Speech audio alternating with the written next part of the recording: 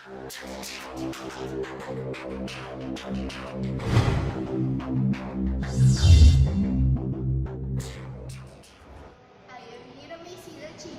BS Chemistry 41, and I am going to solve the wave function of the 7i orbital with the quantum numbers 7, 6, -1, and -1.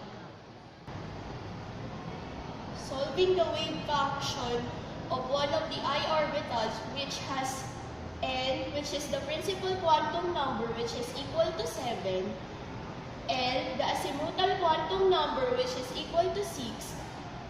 ML, which is the magnetic quantum number, which is equal to positive and -1, and the spin, Ms, which is equal to -1 half.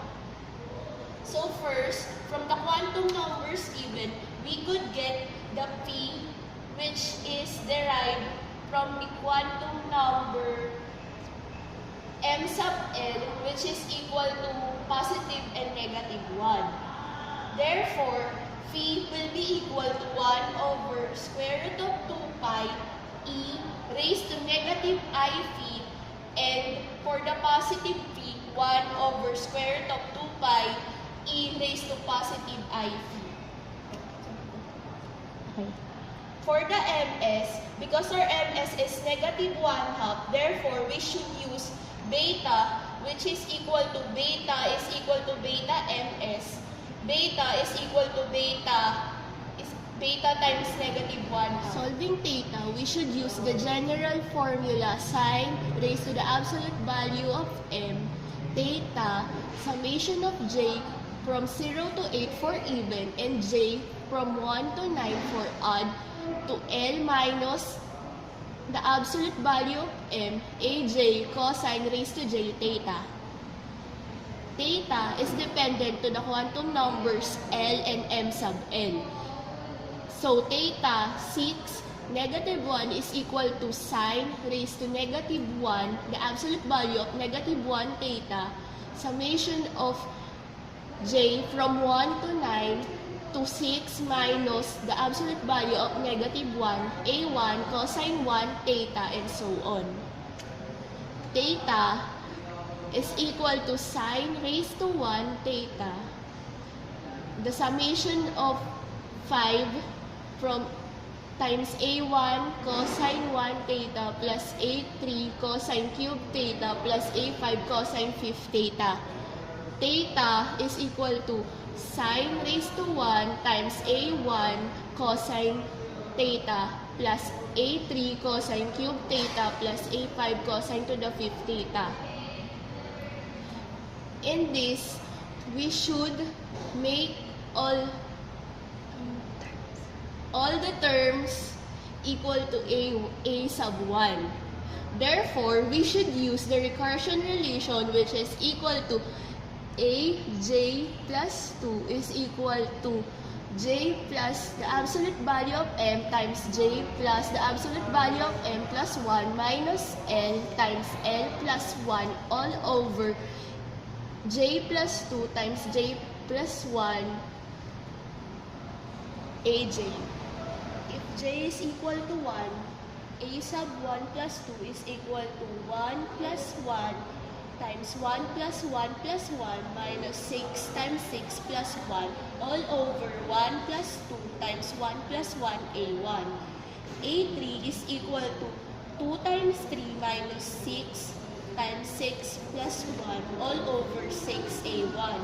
a3 is equal to 6 minus 42 all over 6a1. a3 is equal to -36 all over 6a1. Therefore, a3 is equal to -6a1. If j is equal to 3,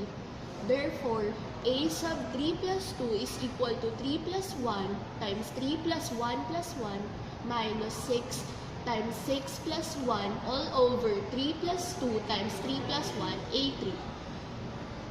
A sub 5 is equal to 4 times 5 minus 36 plus 6 all over 4 times 5 a sub 3. A sub 5 is equal to 20 minus 42 all over 20 a sub 3. A sub 5 is equal to -22 all over 20 a sub 3. In this case, we should substitute the value A3 that we get from the previous one and multiply it to the A3 here, which we get in the value of A sub 5. Therefore, negative 22 all over 20 times negative 6 A sub 1 is equal to negative 33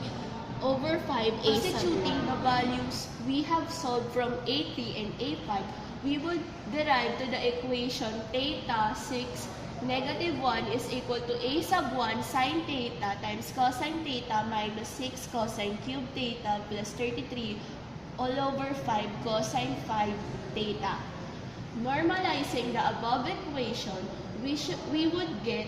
1 is equal to the integral of from 0 to pi of A sub 1 squared sine squared theta times the squared of cosine theta minus 6 cosine cube theta plus 33 all over 5 cosine 5 theta sine theta d theta. 1 is equal to the integral of 0 from 0 to pi A sub 1 squared sine squared theta times cosine squared theta minus 12 cosine to the 4 theta plus 246 all over 5 cosine 6 theta minus 396 all over 5 cosine 8 theta plus 1089 all over 25 cosine 10 theta sine theta d theta. 1 is equal to the integral from 0 to pi of A sub 1 squared, and this sine squared theta, we should transform it in terms of cosine. Therefore, it will result to 1 minus cosine squared theta times cosine squared theta minus 12 cosine to the 4 theta plus 246 cosine 6 theta minus 396 all over 5 cosine to the 8 theta plus 1089 all over 25 cosine to the 10 theta sine theta d theta. Therefore, the result will be equal to 1 is equal to A sub 1 squared, the integral of 0 to pi times cosine squared theta minus 13 cosine to the 4 theta plus 306 all over 5 cosine to the 6 theta minus 642 all over 5 cosine 8 theta plus 3069 all over 25 cosine to the 10 theta minus 1089 all over 25 cosine to the 12 theta sine theta d theta. The result was derived by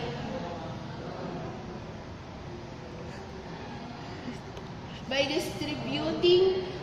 this term into this term and then combining the like terms. Then 1 is equal to A sub 1 squared minus the integral from 0 to pi cosine squared theta, the derivative of sine theta d theta is equal to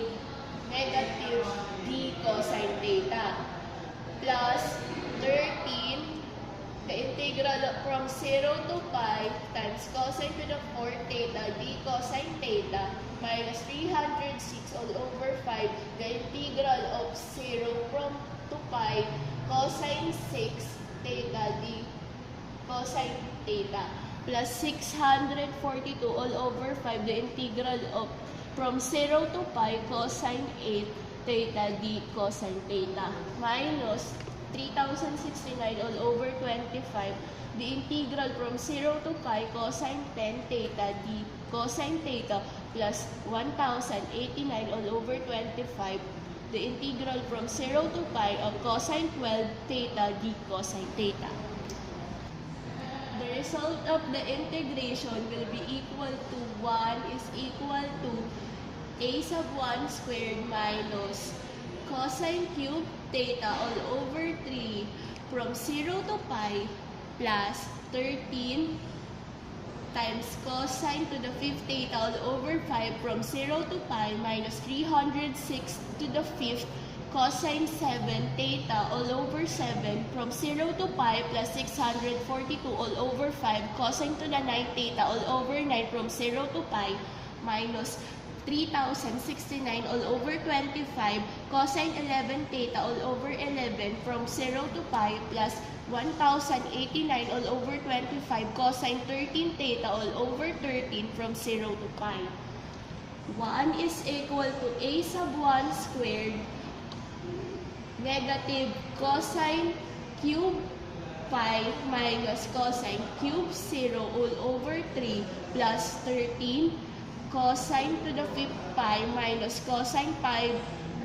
0 all over 5 minus 306 all over 5 cosine to the 7th pi minus cosine 7 0 all over 7 plus 642 all over 5 cosine to the 9th pi minus cosine 9 0 all over 9 minus 3069 all over 25 cosine raised to 11 pi minus cosine raised to 11 0 all over 11 plus 1089 all over 25 cosine raised to 13 pi minus cosine raised to 13 0 all over 13. Therefore, 1 is equal to a sub 1 squared negative times negative 2 all over 3 plus 13 times negative 2 all over 5 minus 306 all over 5 times negative 2 all over 7 plus 642 all over 5 times negative 2 over 9 minus 3069 all over 25 times negative 2 all over 11 plus 1089 all over 25 times 2 times negative 2 all over 13. 1 minus a sub 1 squared is now equal to 2 all over 3 minus 26 all over 5 plus 612 all over 35 minus 428 all over 15 plus 558 all over 25 minus 2,178 all over 325. Then, 1 is equal to a sub 1 squared times 6,825 all over 256. Cross-multiplying this term, therefore, we would get a sub 1 squared is equal to 256 all over 6,825. Simplifying, then a sub 1 is equal to 5 times the square root of 273 all over 16. Therefore, theta 6 negative 1 is equal to 5 times square root of 273 all over 16 times sine theta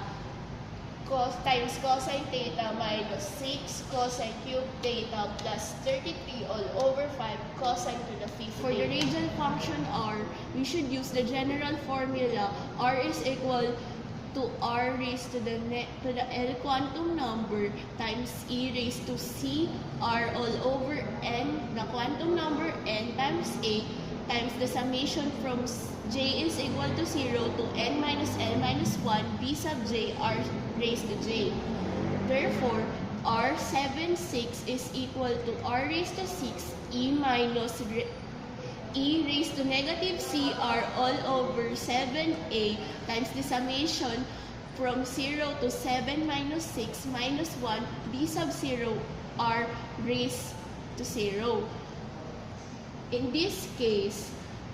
r raised to 0 is cancelled because it is just equal to 1.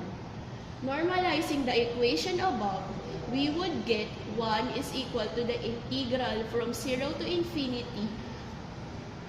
of the squared of r raised to 6 e raised to negative cr all over 7a b sub 0 r squared dr. 1 is equal to the integral from 0 to infinity r raised to 12 e raised to negative 2cr all over 7a b sub 0 squared r squared dr. 1 is equal to the integral from 0 to infinity of r raised to 14e raised to negative 2 cr all over 7a dr. Using the table of integrals, we should use the equation, the integral of from 0 to infinity x raised to n e raised to negative ax dx is equal to the n factorial all over a raised to n plus 1, where x is equal to r and a is equal to 2c all over 7a. Therefore, 1 is equal to b sub 0 squared times 14 factorial all over 27 times 7a raised to 15. b sub 0 squared is equal to 1 all over 14 factorial times 2 over 7 times c all over a raised to 15. Squaring both sides, we would get the square root of b sub 0 squared is b sub 0,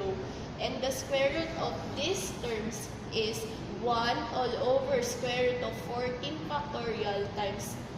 2 raised to 7,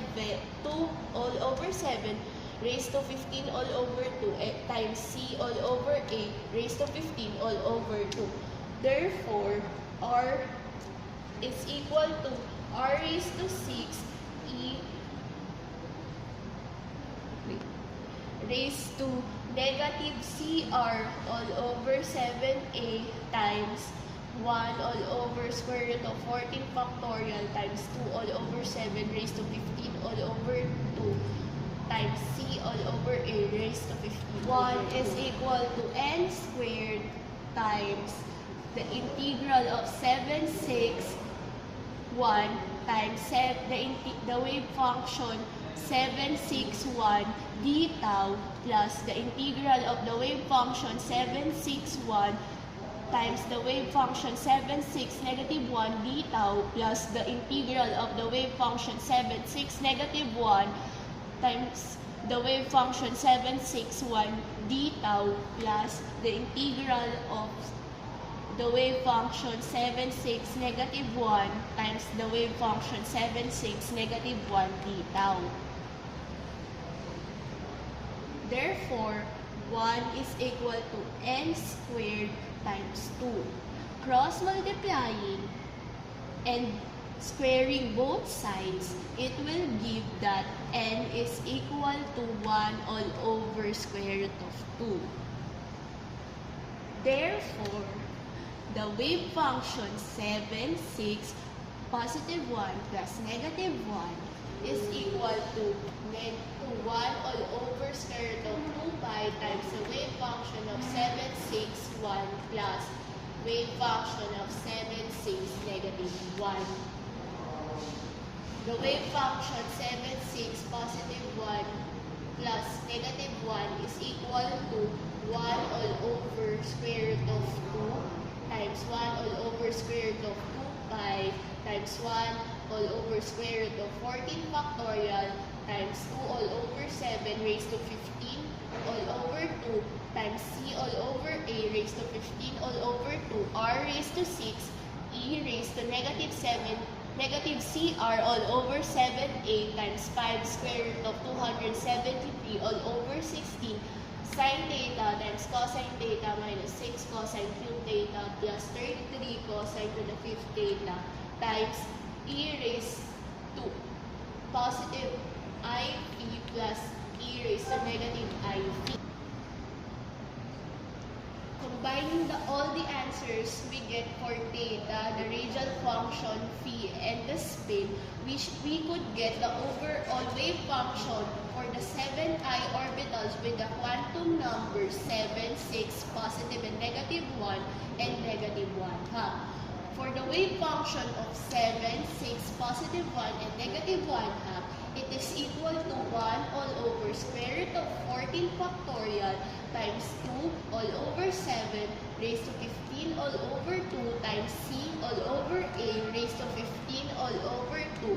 times r raised to 6 times e raised to c r all over 7a times 5 square root of 273 all over 16 times sine theta cosine theta minus 6 cosine cube theta plus 33 all over 5 cosine to the 5th theta times 1 all over square root of 2 pi times e raised to positive I p times beta negative 1/2.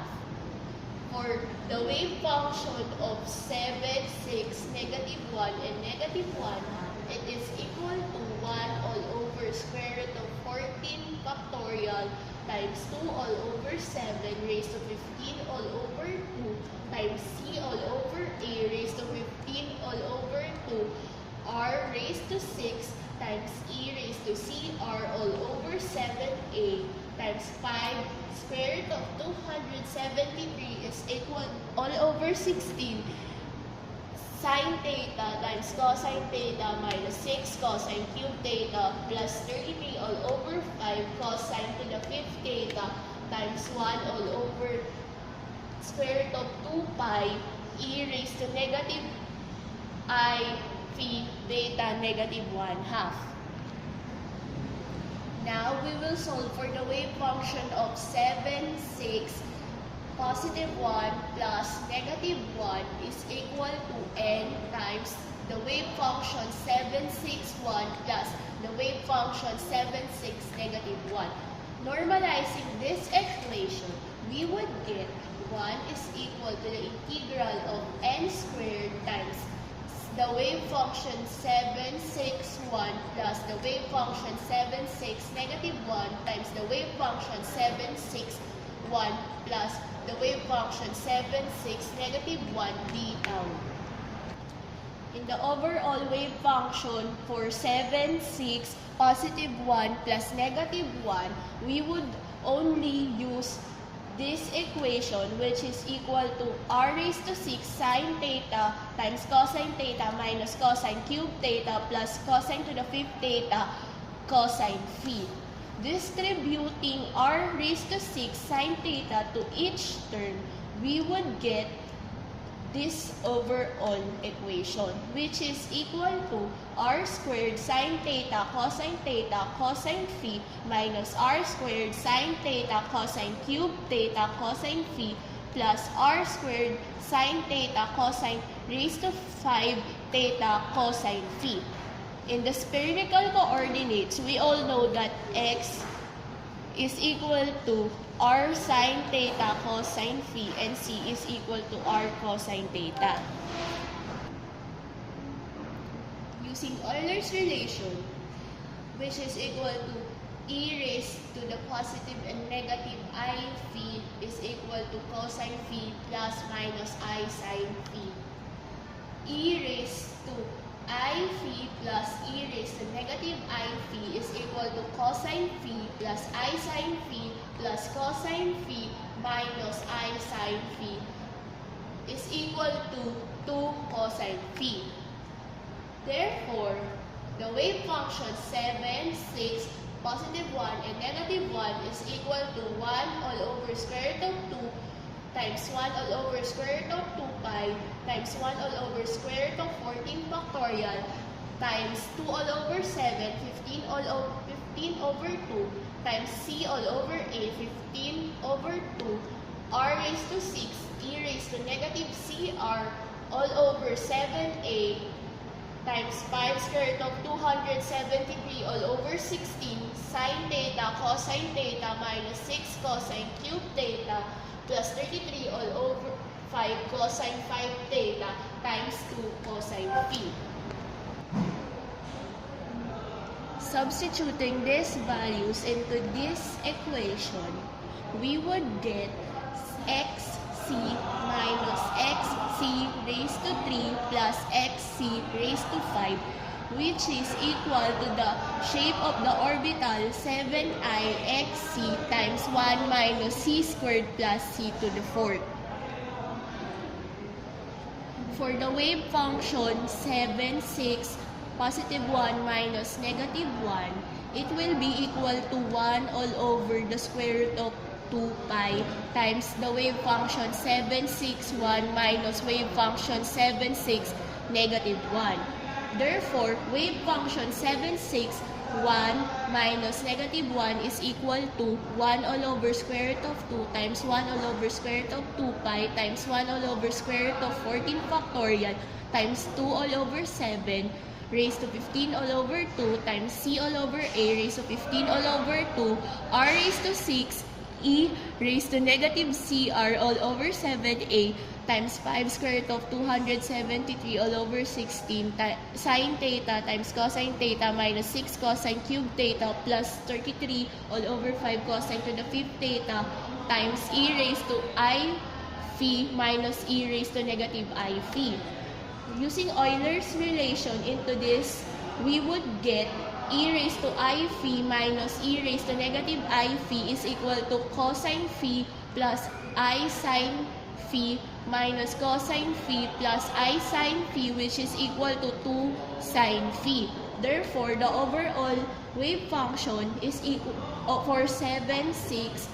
1 minus negative 1 is equal to 1 all over square root of 2 times 1 all over square root of 2 pi times 1 all over square root of 14 factorial times 2 all over 7 raised to 15 all over 2 times c all over a raised to 15 all over 2 r raised to 6 e raised to negative cr all over 7a times 5 square root of 273 all over 16 sine theta times cosine theta minus 6 cosine cube theta plus 33 cosine raised to the 5th theta times 2 sine phi. Using again the equation r raised to 6 sine theta times cosine theta minus cosine cube theta plus cosine to the 5th theta times sine phi, we would get r squared sine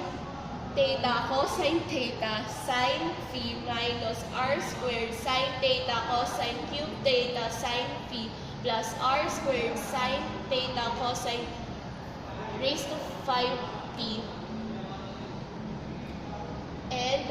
from the spherical coordinates,